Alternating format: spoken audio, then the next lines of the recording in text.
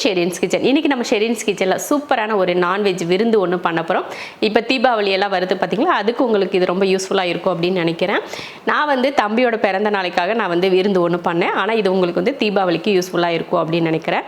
கண்டிப்பாக இதே மெத்தடில் நீங்கள் செய்யுங்க. உங்களுக்கு வேலை வந்து ரொம்ப ஈஸியாக முடியும், அதே சமயம் ரொம்ப ருசியாகவும் சாப்பிட்லாம். அந்தளவுக்கு சூப்பரான ஒரு காம்போ தான் இப்போ பண்ண போகிறோம். வாங்க இன்றைக்கி மெனுவில் என்னெல்லாம் இருக்குது அப்படிங்கிறத பார்க்கலாம். நான் வந்து 1 கிலோ மட்டன் க்ளீன் பண்ணி எடுத்திருக்கேன். வறுவல் செய்கிறதுக்கு அப்புறம் குழம்பு ரெண்டுக்குமே சேர்த்து தான் ஒரே மாதிரி தான் நம்ம வேக வைக்க போகிறோம். வேக வச்சுட்டு நம்ம தனித்தனியாக எடுத்துக்கலாம். இதில் கொஞ்சம் மஞ்சள் தூள் சேர்த்துக்கலாம், தேவையான உப்பு.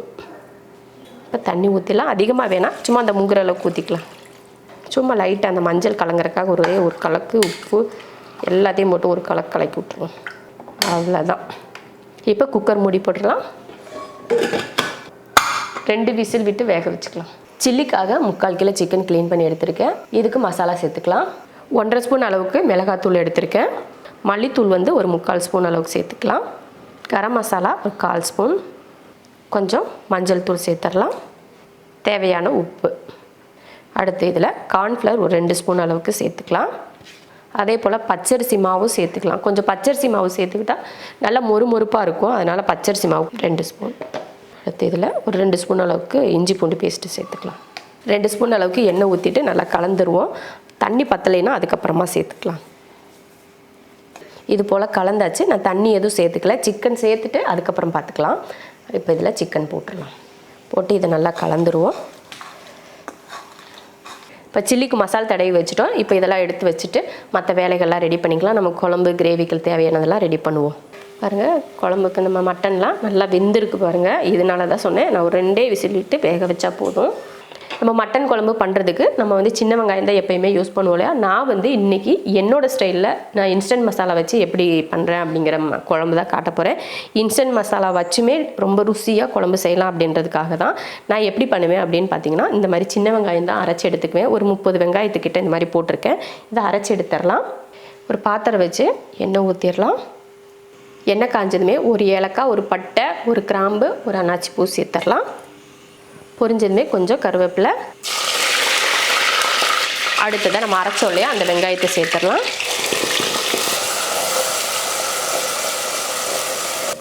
வெங்காயம் பாருங்கள் இந்தளவுக்கு பொன்னிறமாக வறுத்தாச்சு. நம்ம வெட்டி போட்டாலும் சரி, இந்த மாதிரி அரைச்சி போட்டாலும் அது நல்ல கலர் மாதிரி வரணும், அந்த மாதிரி வதக்கி எடுத்துக்கணும். இதில் ஒரு 2 ஸ்பூன் அளவுக்கு இஞ்சி பூண்டு பேஸ்ட்டு சேர்த்துக்கலாம். சேர்த்துட்டு கலந்துருவோம். இஞ்சி பூண்டு பேஸ்ட்டு போட்டு நல்லா வதங்கினதுக்கப்புறமா ஒரு 2 தக்காளி, சின்ன தக்காளியாக 2 தக்காளி, பெருசாக இருந்தால் 1 மட்டும் சேர்த்துக்கிட்டால் போதும்.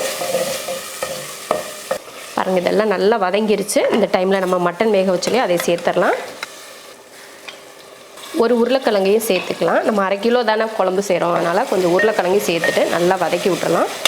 கொஞ்சமாக உப்பு, கறியில் உப்பு இருக்குது, ஆனாலும் அந்த உருளைக்கிழங்குல பிடிக்கிறதுக்காக கொஞ்சம் உப்பு சேர்த்துக்கிட்டோம்னா நல்லாயிருக்கும். நான் வந்து இப்போ இன்ஸ்டன்ட் மசாலா சேர்த்துக்கிறேன். நான் வந்து சக்தி மட்டன் மசாலா, இது வந்து 1 கிலோவுக்கு தான் இந்த ஃபுல் பாக்கெட்டுமே போடணும். நம்ம குழம்பு அதிகமாக வேணும் அப்படின்னு தான் நான் வெங்காயமும் இஞ்சி பூண்டு பேஸ்ட்லாம் அந்தளவுக்கு சேர்த்தேன். அப்படியே சேர்த்துருவோம். இதில் காரமே நமக்கு அதிகமாக இருக்கத்தான் செய்யும். எக்ஸ்ட்ரா நம்ம காரம் சேர்க்கணும்னு அவசியம் இல்லை. அப்படியே உங்களுக்கு காரம் பத்தாது அப்படின்னா கொஞ்சமாக காரம் சேர்த்துக்கோங்க. தேவைப்பட்டால் மட்டும் காரம் சேர்த்துக்கணும். காரம் நீங்கள் அதிகமாக சாப்பிடுவீங்க அப்படின்னா மட்டும் நீங்கள் சேர்த்துக்கிட்டால் போதும், இல்லைன்னா தேவையில்லை. ஏன்னா அந்த பவுடர்லேயே காரம் வந்து நமக்கு தேவையான அளவு இருக்கும். இதே போல் இந்த ஒரு எலும்பு ஒரு கொழுப்புகளை போட்டு இந்த மாதிரி மெத்தடில் நீங்கள் குழம்பு செஞ்சீங்கன்னா வீட்டில் இட்லி, தோசை, அப்புறம் பரோட்டா, சப்பாத்தி இது எல்லாமே சூப்பராக இருக்கும். நல்லா இது போட்டு மசாலாலாம் போட்டதுக்கப்புறம் ஒரு நல்லா வதக்கி விடணும். ஒரு 4-5 நிமிஷத்துக்கு நல்லா வதக்கி விடலாம். வதங்கட்டும். இப்போ தண்ணி ஊற்றிடலாம். கொஞ்சமாக தண்ணி ஊற்றிட்டு அதுக்கப்புறமா மட்டன் வேக வச்ச தண்ணியும் இதில் ஊற்றிடலாம். நம்ம மட்டன் வேக வைக்கிறப்போ உப்பு போட்டு தான் வேக வச்சுருக்கோம் இல்லையா, அதனால் உப்பெல்லாம் பார்த்துட்டு தான் சேர்க்கணும். இப்போ தண்ணி இன்னும் கொஞ்சம் சேர்த்துக்கலாம். இந்த மாதிரி இருக்கணும். நம்ம வெந்து இறக்குறப்போ அந்த பக்குவம் வந்து இதை விட இன்னும் கொஞ்சம் கெட்டியாக மாறிடும். அதனால் இந்தளவுக்கு தண்ணி ஊற்றிக்கிட்டால் போதும். உப்பு பார்த்துட்டு கொஞ்சம் உப்பு சேர்த்துடலாம். 10 நிமிஷத்துக்கிட்ட வேக வச்சிடலாம். வறுவல் பண்ணுறதுக்கு எண்ணெய் ஊற்றிக்கலாம். எண்ணெய் காய்ச்சதுமே பட்டை, ஏலக்காய், கிராம்பு, ஒரு அன்னாச்சி பூ சேர்த்துடலாம். கூடவே ஒரு 1/4 ஸ்பூன் அளவுக்கு சோம்பு, பொரிஞ்சதும் கொஞ்சம் கருவேப்பிலை, ஒரு பெரிய வெங்காயம். வெங்காயம் ஓரளவுக்கு அந்த பச்சை ஸ்மெல் போனதுக்கு அப்புறமே ஒரு அரை ஸ்பூன் அளவுக்கு இஞ்சி பூண்டு பேஸ்ட்டு சேர்த்துக்கலாம். மட்டன் வேகிறதுக்குள்ளேயே நம்ம வறுவலையும் செஞ்சு முடிச்சிடலாம், அவ்வளோ ஈஸி. இஞ்சி பூண்டு பேஸ்ட்டு போட்டு நல்லா வதக்கியாச்சு. இந்த டைமில் மல்லித்தூள் அரை ஸ்பூன், மிளகாத்தூள் ஒரு அரை ஸ்பூன், காரத்தை பொறுத்து மிளகாத்தூள் சேர்த்துக்கோங்க. கரம் மசாலா 1/4 ஸ்பூன். இது நல்லா வதக்கி விட்டுருவோம். நம்ம மஞ்சள் வந்து கறியிலையே வேக வச்சுருக்கோம் இல்லையா, அதனால் எக்ஸ்ட்ரா மஞ்சள் சேர்த்துக்கல. இப்போ நம்ம கறி இதில் சேர்த்துருவோம்.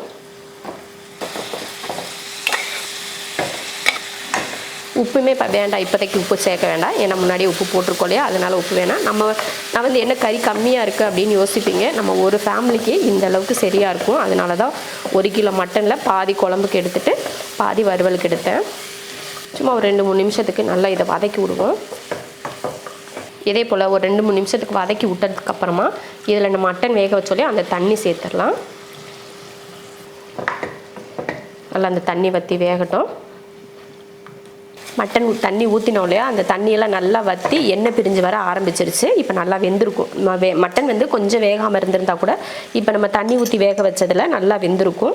இப்போ இறக்குறதுக்கு முன்னாடி பார்த்திங்கன்னா ஒரு அரை ஸ்பூன் அளவுக்கு மிளகுத்தூள் போட்டுக்கலாம்.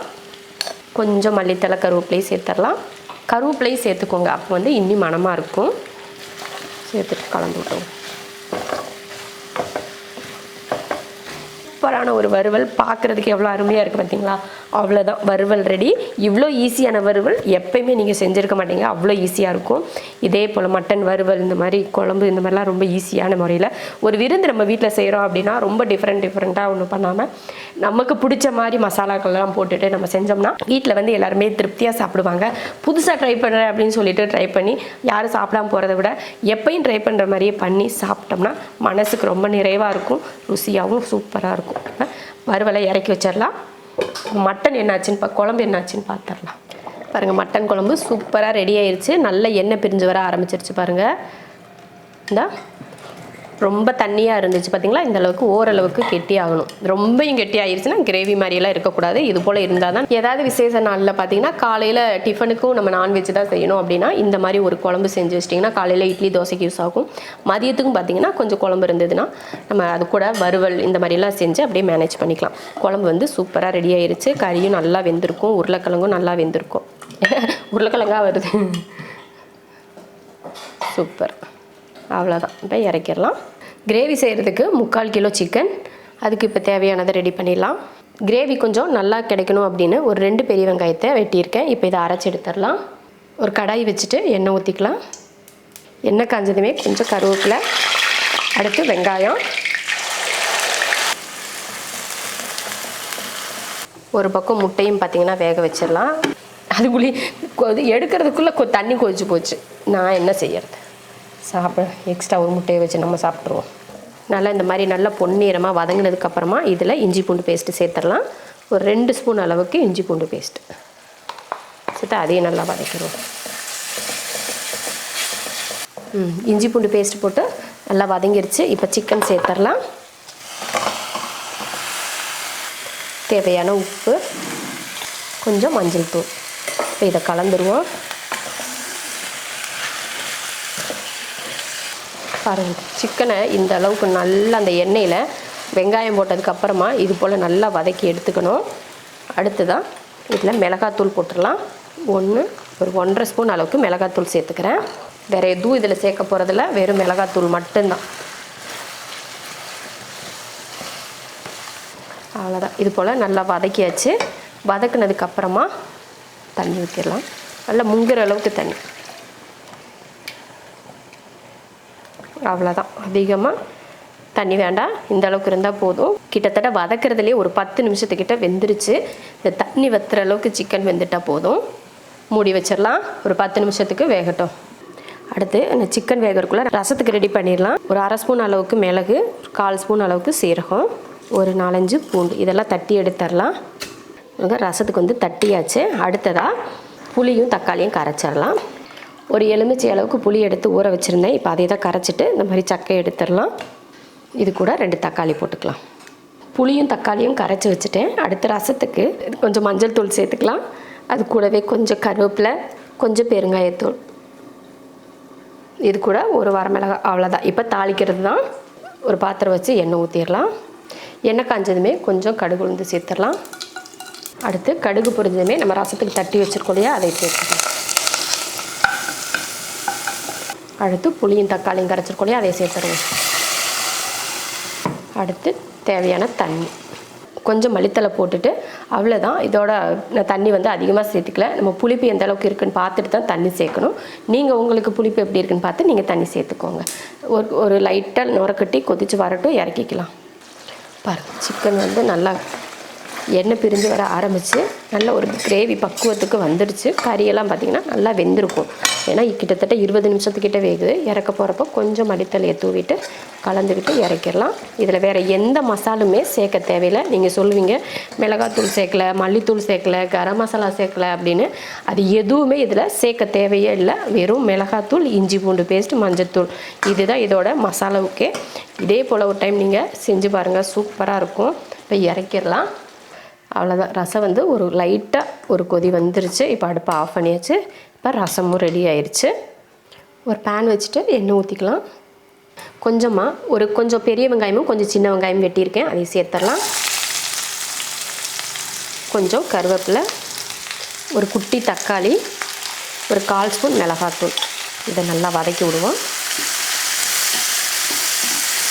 ஒரு வெங்காயம் தக்காளி வந்து இந்த மாதிரி நல்லா வதங்கினதுக்கப்புறமா மட்டன் குழம்பு நான் எடுத்திருக்கேன். நீங்கள் சிக்கன் குழம்பு இருந்தாலும் ஊற்றலாம், மட்டன் குழம்பு இருந்தாலும் ஊற்றலாம். வெறும் குழம்பு மட்டும்தான் ஊற்றியிருக்கேன். அது கூட 4 முட்டையை இது போல் வெட்டி எடுத்திருக்கேன். சும்மா உங்கள் இஷ்டப்படி எப்படி வேணாலும் வெட்டிக்கலாம். கொஞ்சமாக மேலே உப்பு தூவிடலாம், கொஞ்சம் மிளகுத்தூள், கொஞ்சம் மல்லித்தலை, கொஞ்சம் கருவேப்பிலை. இப்போ நல்லா ரொம்ப போட்டு கஷ்டப்பட்டு அழுத்தாமல் சும்மா லைட்டாக இந்த மாதிரி அந்த முட்டையில் அந்த குழம்பு வந்து இந்த மாதிரி பெரட்டுற மாதிரி பண்ணிட்டா போதும். ஒரு நிமிஷத்துக்கு இந்த மாதிரி நல்லா சிம்மில் வச்சுட்டு, நம்ம இந்த மாதிரி தாளிக்கிறப்பவே சிம்மில் வச்சு தான் தாளிக்கணும். இந்த மாதிரி மறுபடியும் அந்த மசால் குழம்பு அந்த மிளகுத்தூள்லாம் போட்டிருக்கோம் இல்லையா, அதனால் ஒரு நிமிஷத்துக்கு அப்படியே வச்சுட்டு இறக்கிக்கலாம். அவ்வளோதான். சூப்பரான ஒரு மட்டன் குழம்பு முட்டை வறுவல் ரெடி. நீங்கள் மட்டன் குழம்புக்கு பதில் சிக்கன் குழம்பு, உங்கள் வீட்டில் என்ன குழம்பு, சிக்கன் குழம்பு ஊற்றிக்கலாம். நான் வந்து மட்டன் குழம்பு இருந்ததுனால மட்டன் குழம்பு ஊற்றிருக்கேன். நீங்கள் சிக்கன் குழம்பு இருந்தால் சிக்கன் கூட ஊற்றிக்கலாம். அவ்வளோதான். முட்டை வறுவலும் ரெடி ஆயிடுச்சு. இறக்கிடலாம். இப்போ கடைசியாக நம்ம சில்லி தான் பொரிக்க போகிறோம். நல்லா ஊறி இருக்கும். இப்போ பொரிக்கிறதுக்கு எண்ணெய் ஊற்றிடுவோம்.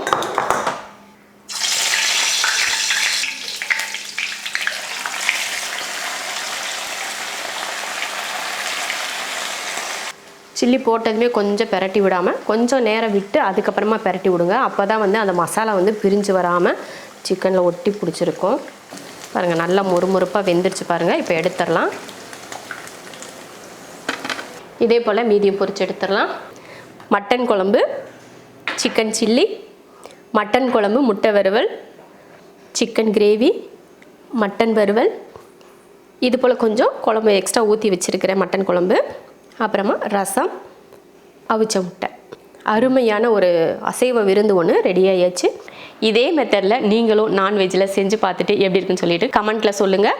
இதுக்கு முன்னாடி பார்த்தீங்கன்னா சைவத்தில் விருந்து ஒன்று போட்டிருக்கோம். உங்களுக்கு சைவம் தான் சாப்பிடுவீங்க அப்படின்றதுன்னா அதையும் நீங்கள் போய் பாருங்கள். எல்லாமே ரொம்ப ஈஸியான மெத்தடில் சூப்பராக செஞ்சுருப்போம். பார்த்துக்கோங்க. பார்த்துட்டு நீங்களும் ட்ரை பண்ணி பாருங்கள்.